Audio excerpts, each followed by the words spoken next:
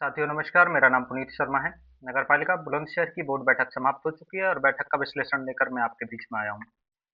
बैठक में कुल 88 प्रस्ताव रखे गए, इनमें से एक प्रस्ताव को छोड़कर शेष सभी प्रस्तावों को स्वीकृति दे दी गई है। 28 प्रस्ताव ऐसे रहे जिन पर सभासदों ने चर्चा भी नहीं की। प्रस्ताव संख्या 580 में जहां MRF centre Khalsa public school के पीछे जो बना हुआ है, उसकी मरम्मत पर 25 लाख रुपए खर्च किए जाने हैं। पिछले दिनों इस सेंटर पर आग लग गई थी, जिसके कारण अधिकारियों का दावा है कि वहां की मशीनरी पूरी तरह से जलकर बर्बाद हो चुकी है। इतनी बड़े हादसा होने के बाद भी नगरपालिका ने न तो इसके लिए कोई जांच कमेटी बनाई, न ही किसी अधिकारी कर्मचारी को जिम्मेदार ठहराया है। ऐसे में अधिकारियों की मंशा पर सवाल उठना लाजमी है। इसके अलावा शहर में स्वच्छता के प्रति जागरूक करने के लिए भी अलग अलग करीब 12 से अधिक प्रस्ताव तैयार किए गए हैं, जिन पर करीब 1 करोड़ रुपए खर्च किया जाना है। इस प्रस्ताव पर भी सभा किसी भी सभासद ने कोई आपत्ति दर्ज नहीं की है। जबकि गीला और सूखा कूड़ा अलग अलग करने के लिए जो घर घर से कूड़ा उठा रहे वाहन है, उन पर एक एक सफाई मित्र तैनात किया जाना है। इस पर करीब 80 लाख रुपए खर्च होने हैं।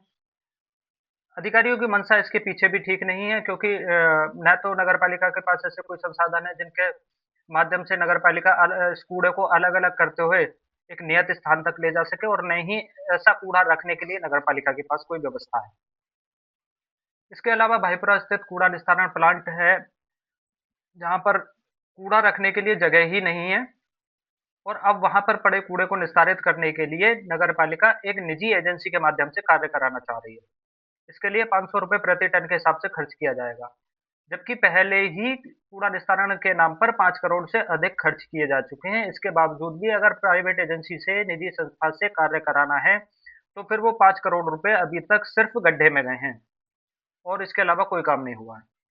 इसके अलावा 1000 कुत्तों के बध्याकरण को लेकर भी एक प्रस्ताव तैयार किया गया है। पूर्व में अधिकारियों ने 2000 कुत्तों से अधिक का बध्याकरण कराया और इस पर 25 लाख रुपए से अधिक खर्च करने का दावा भी किया है। लेकिन न तो किसी सभासद की हिम्मत हुई कि इस पर कोई सवाल पूछ सके, और न ही सदन के किसी अन्य सदस्य की। जबकि शहर में अभी भी कुत्तों का आतंक काफ़ी है और लोग इससे परेशान भी हैं। इसके अलावा एक प्रस्ताव ऐसा है जिसमें शहर की सीवर लाइन के संचालन के लिए बनाए गए इंटीग्रेटेड पंपिंग स्टेशन पर सिर्फ स्टार्टर के पार्ट्स सप्लाई के लिए करीब 18.5 लाख रुपए खर्च किए जाएंगे। अब इन प्रस्तावों पर इतनी मोटी धनराशि को लेकर भी सदन की ओर से सवाल खड़े न किया जाना, कहीं न कहीं सदन के सदस्यों की भूमिका पर भी सवाल खड़े कर रहा है।